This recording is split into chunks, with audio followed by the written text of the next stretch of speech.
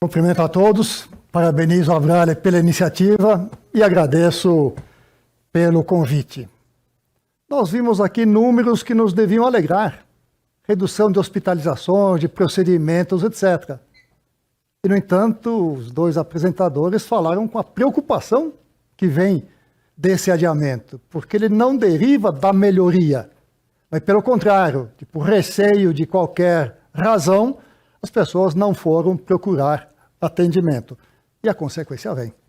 E vem pior ainda do que se vê pela frente. Estou, nesses dias, sofrendo pessoalmente pela decisão de não ir. Não fui à assistência médica, mas nada me aconteceu. Não fui ao meu dentista. Aí foi um azar. Peguei 3, 4 cáries com o risco de perder o dente e estou em tratamento agora. Isso me custou não ter ido ao dentista durante 3 anos. Eu ia regularmente 2 vezes por ano. Foi uma decisão errada? Não dá para se tirar essa conclusão. Vá que eu tivesse ido e contraído a Covid. O Paulo disse que sarou. Eu teria sarado? Qual era a chance? Então, no fundo, essas pessoas postergaram para evitar um risco de ter uma doença que a gente não sabia o seu desfecho. As estatísticas mostram que os casos muito graves foram pequenos, mas eu não sei se eu vou estar nesse pequeno número ou não. E as pessoas, então, postergaram. Todos mostraram esses dados aqui, os meus que antecederam. Eu estou olhando aqui agora na saúde suplementar como um todo. No primeiro caso, as internações globais, não é só de câncer, caíram 14%. Aqui é por unidades 1000. Aliás, não, é bilhões mesmo. Aqui são as terapias, 24% a menos. Aqui os atendimentos ambulatoriais, consultas médicas, exames, todos os procedimentos caíram, e bastante. Não porque a população estivesse mais saudável, mas porque estava com medo de algo de ruim que pudesse acontecer. E esse adiamento trouxe consequências. Uma sobremortalidade não devida à Covid, a outras doenças. Pessoa com problema cardíaco que ficou em casa. E o pior aconteceu. Pessoa com câncer que não buscou o tratamento em tempo, e o câncer não espera. E levou a óbitos não Covid em excesso às expectativas normais. Não é só no Brasil, no mundo inteiro isso aconteceu. Trago aqui agora os procedimentos vinculados a câncer, já muito mostrados aqui. O primeiro, 19% das internações por neoplasias, 8% queda de consulta com oncologista, mamografia de mulheres, 30%. Papa Nicolau, 24% a menos.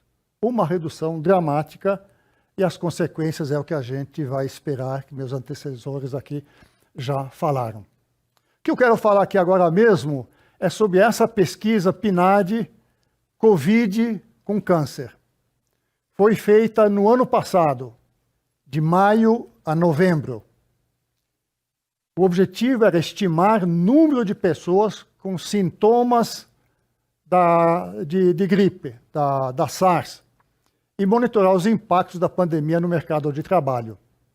Eram feitas entrevistas mensais, durante 7 meses, com 193 mil domicílios.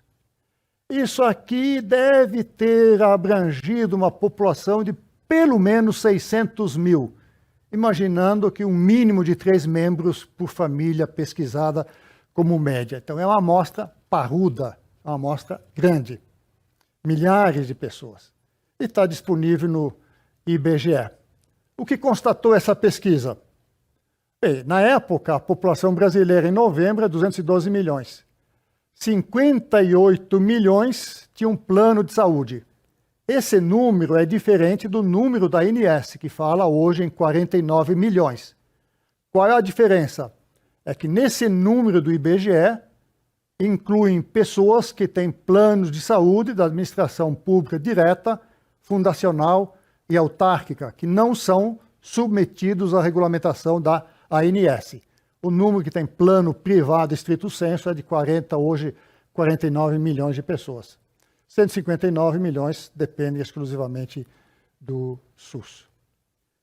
As pessoas são perguntadas, você teve diagnóstico de câncer? Entendo, na sua família? E as respostas foram 2,2 milhões disseram sim. Tivemos diagnóstico de câncer, o que representa 1% da população. Eu imagino que isso é mais ou menos a estatística de prevalência de câncer. Vocês que têm mais experiência no assunto podem confirmar ou não esse montante. Aqui estou mostrando que dos 2,2 milhões, 924 mil tinham plano de saúde. 1,3 milhão não tinha plano de saúde. Isso me dá uma estatística que me deixa com uma tremenda indagação. Se eu coloco aqui a taxa de prevalência, na saúde suplementar dá 1,6%. Em quem não tem plano, metade. O que explica? Que na população que não tem plano, a taxa de prevalência seja metade da população que tem plano de saúde. Vou voltar a isso mais adiante, mas fica a indagação. Também perguntaram para essas pessoas se elas tinham realizado teste de Covid. E a resposta está colocada aqui. Das pessoas que tinham câncer, 19%, 410 mil pessoas, fizeram o teste. Das que não têm câncer, 209 milhões de brasileiros, 14% fizeram o teste, 28 milhões. Ou seja, isso são dados de novembro de 2020, né? Que foi quando terminou a pesquisa. Na época, esse número era razoável. Hoje, o número de infectados confirmados já é maior do que esse no Brasil. De todo jeito, 14% da população naquela data, novembro de 20, tinham feito teste de Covid.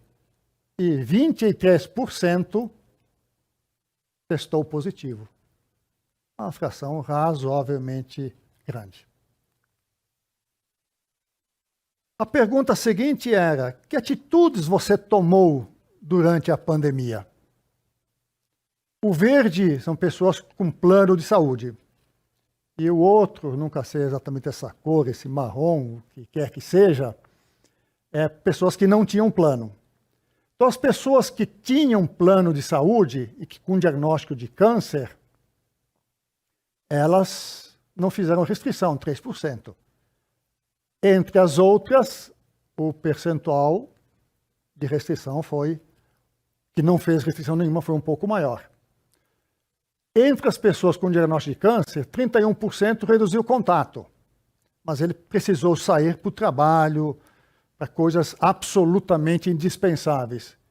Entre os que não tinham diagnóstico, 47% saíram para essas atividades obrigatórias que não podiam ser postergadas. Ficou em casa e só saiu em caso de extrema necessidade. Mais da metade daqueles que tinham diagnóstico de câncer. Os que não tinham foram mais liberais e ousaram sair mais. Ou que cumpriu quarentena estrito sensu, saiu de casa, fechou as portas e não saiu.